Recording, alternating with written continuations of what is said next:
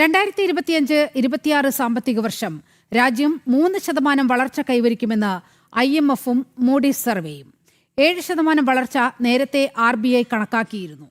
കഴിഞ്ഞ വർഷത്തെ വളർച്ചയുടെ 0.8% കൂടുതലാണ് നിലവിൽ കണക്കാക്കിയിരിക്കുന്നത്.